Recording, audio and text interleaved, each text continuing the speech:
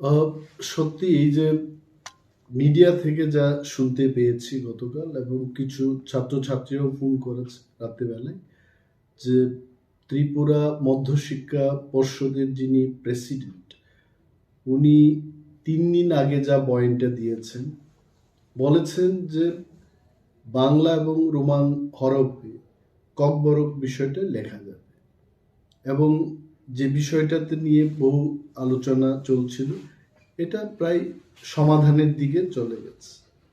হঠাৎ করে উনি নাকি গতকাল বয়ান দিয়েছেন যে ওনার করার কিছু নেই, এবং বাংলা স্ক্রিপ্টে ককবরকটাকে লিখতে হবে। উনি যে এই ইউটার্নটা নিয়েছেন, ইট ইজ দুর্ভাগ্যজনক। এবং আমি মনে করি পার্সোনালি, আগেও বলেছি, যেটা আমাদের রাজ্যের আইন শৃঙ্খলার অবনতির একটা কারণ হয়ে দাঁড়াতে পারে।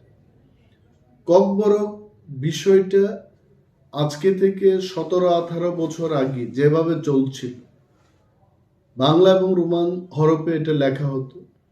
হঠাৎ করে এইবার রোমান হরফে লেখা যাবে না, এই বিষয়টা কিন্তু এটা এখানেই থেমে থাকবে না। এবং আমি কেন বলছি বারবার যে আইন শৃঙ্খলার অবনতি হবে, student community will come up with agitation. আন্দোলন হলে কি হবে? স্ট্রাইক হবে, বন্ধ হবে, এক জায়গার মানুষ অন্য জায়গায় যেতে পারবে না। ব্যবসা বাণিজ্যের ক্ষেত্রে, মানুষের দৈনন্দিন জীবনে এটা কিন্তু তার একটা এফেক্ট, ব্যাড এফেক্ট চলে আসবে। তো আমি as a leader of opposition এখনো বলছি যে এই বিষয়টাকে মাননীয় মুখ্যমন্ত্রী, যিনি ওই দপ্তরেরও মন্ত্রী, ওনাকে দেখা উচিত। No one should play wrong politics with this. কারণ দিনের শেষে আমি বলছি একটা কথা, যে কিছু একটা যদি হয় ত্রিপুরাজ্যে, the first man who will be blamed is CM doctor Manik Shah. কে কাকে কি সাজেশন দিয়েছে, কার সাজেশনে এটা হচ্ছে, বোর্ড প্রেসিডেন্ট 3 দিন আগে যেটা বলেছে যে ককবরকটাকে রোমান হরফেও লেখা যাবে, বাংলায়ও লেখা যাবে, এই লোকটা হুট করে 3 দিনের পর এই ধরনের বয়ান নিয়ে আসবেন। I am sure something is being played behind the curtain, কিছু একটা চলছে। কিন্তু আন্দোলনের পরিণতি এবং আইন শৃঙ্খলার অবনতির কারণ, এই দায়ভারটা কার কার ঘাড়ে চাপবে, এটা তার জন্য কিন্তু সরকার এবং মাননীয় মুখ্যমন্ত্রী দায়ী থাকবে। আমার মনে হয় it is my suggestion to the government, my humble suggestion. আমি গভর্নমেন্টকে, আমি সেই ব্যক্তি নয় যে গভর্নমেন্টকে সঠিক বা সাংঘাতিক কিছু পরামর্শ দিতে পারবো, কিন্তু আমার মনে হচ্ছে যে মাননীয় মুখ্যমন্ত্রী এই বিষয়টাকে গুরুত্ব দিয়ে দেখে যেভাবে আগে চলতো ওইভাবেই করলে পরে কিন্তু ভালো হবে।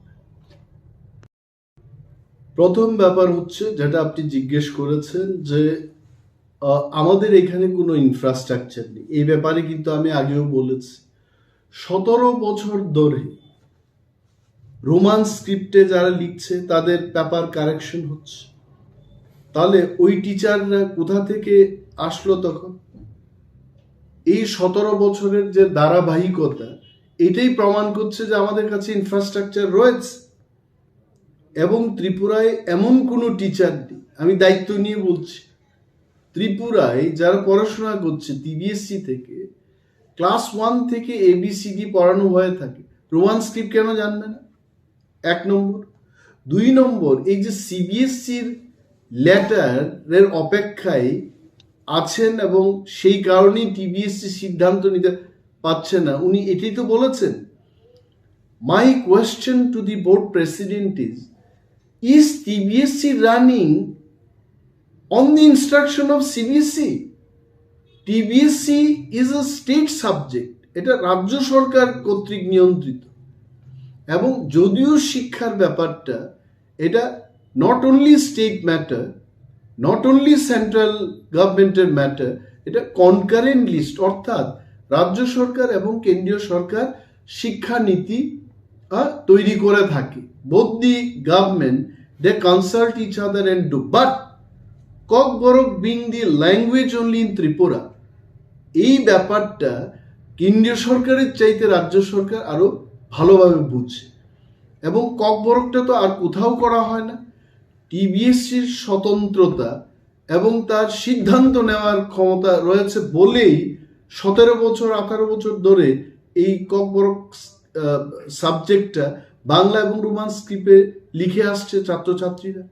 তাহলে কেন সভাপতি বলবেন যে এই বিষয়টার জন্য সিবিএসসির চিঠির উত্তরের অপেক্ষায় থাকবেন? It is absolutely baseless. আমি আবারও বলছি যে মাননীয় মুখ্যমন্ত্রী, যিনি দপ্তরের ভারপ্রাপ্ত মন্ত্রী, আজকে রাজ্যে যদি আন্দোলন হয় এটাকে নিয়ে, জনজীবন হেস্তনেস্ত হবে, হতে পারে আমি বলছি। আর যদি হয়, if anything goes wrong in this state, who will be responsible for this? CM এবং যারাই ওনাকে সাজেশন দিচ্ছে। I don't know, everything was all right 3 days before. সম্পূর্ণ people started welcoming, appreciating the government, appreciating the honourable CM. হঠাৎ করে এই জায়গায় আবার ওনারা চলে যাবেন, এটা কিন্তু দেখার ব্যাপার আছে। My appeal, my humble suggestion to the government is, আগের যে প্রথা ছিল সেই প্রথাটিতে চালু থাকুক, এটাই আমার বক্তব্য থাকে।